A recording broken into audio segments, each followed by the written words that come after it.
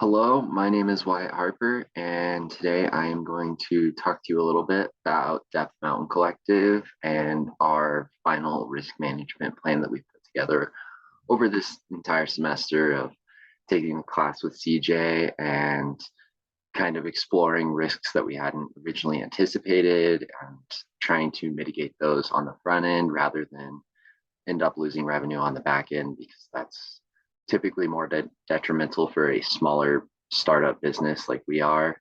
So, from everything I've learned, just collectively using that information to try and mitigate to the best of our ability.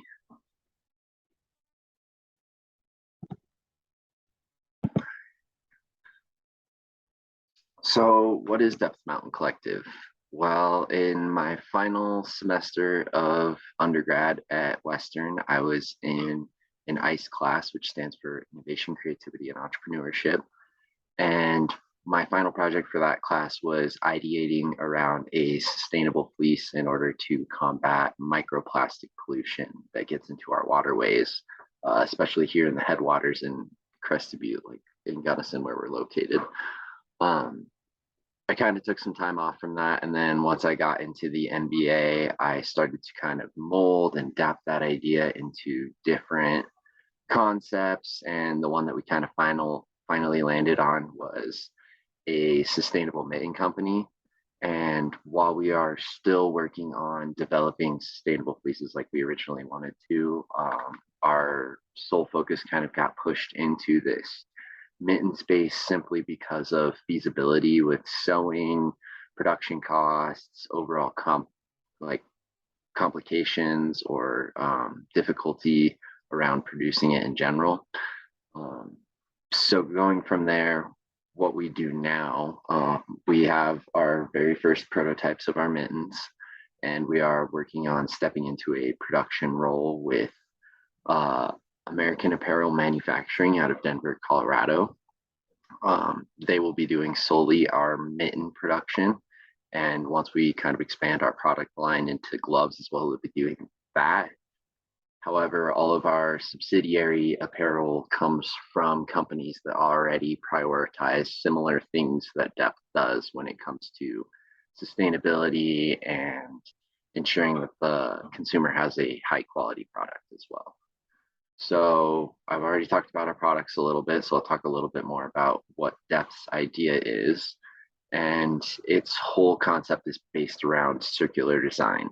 So that meaning that once the product is created in a life cycle, it then goes through its entire product life cycle and ends up right back where it started at the beginning of another life cycle. So these mittens are made from a leather alternative that comes from agave plants.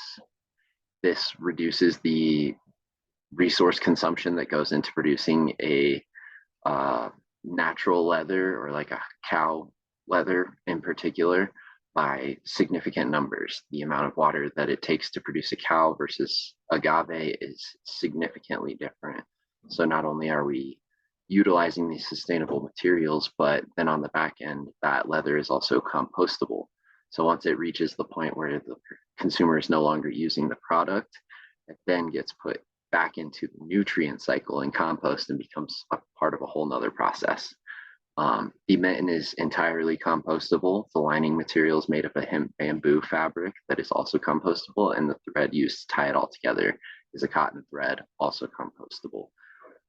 When it comes to our subsidiary apparel, we also do utilize circular design in most of those products as well, or as much as we can. All of our t-shirts and hoodies are done in partnership with Everywhere Apparel.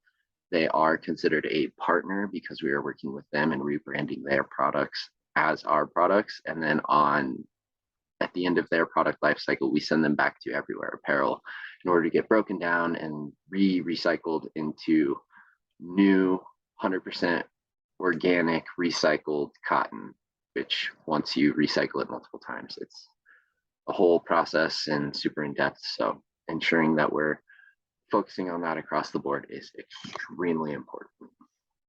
So moving forward, a lot of the risks that startups typically have to deal with, there's some on here, and then there's some that are kind of specific directly to Depth. The first one that's kind of specific to depth is the labeling itself, ensuring that the tags have proper care instructions and basically are ensuring that people are maintaining and upkeeping to the highest standard so that they don't ultimately get injured or get frostbite down the road from misuse of the product. The second one that's pretty much every startup is growth.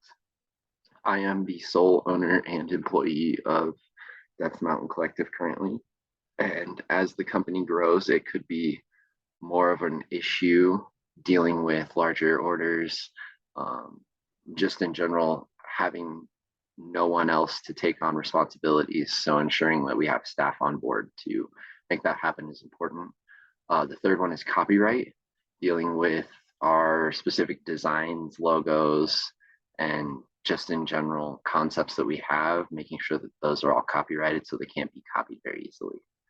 Another big one we have is state-to-state sales and how that affects an LLC filing. We are registered as an LLC in the state of Colorado.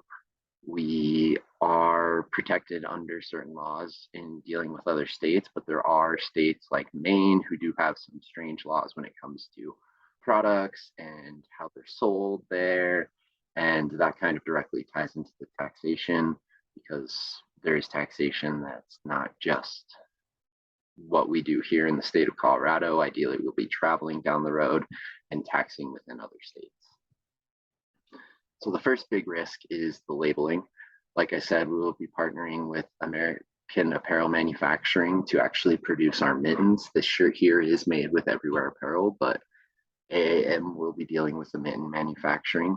We have gone through a lot of very concise conversation with them, talking about how we want to approach the tag for the mitten, the placement for the tag, and overall accessibility to the reader for the tag. We don't want little tiny fine print on it. We want to make sure that it's very easily accessible to everyone. This is to ensure that there's no washing or anything that happens it's not supposed to that could ultimately lead to a person getting frostbite or injured and ultimately leading in a lawsuit for us. So the law that we're kind of basing that around is the Code of Federal, or the CFR Part 423. It specifically breaks down what you need to have on each product and how they need to be labeled. Another major risk for us is that we are registered as an LLC. While that does take a lot of liability off us, it does mean that we will have to deal with how it interacts with other states and their laws.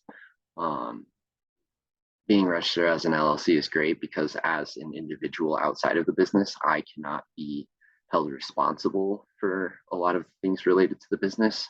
It's just simply within the business if something were to go wrong. That law that's particular to that is the 2016 Colorado Revised Statutes, Title 7, Article 80, Part 1, and I believe that's Section 106. And the last major issue that I've chosen to identify is our copyright issues. All of our designs and logos have been done under contract work with graphic designers. We own the rights to every single one of our logos and designs, but ensuring that as we grow, there's not fake products propping up and that we are the main dominating presence in the industry utilizing this kind of ideation, process, and overall development of the glove is very important.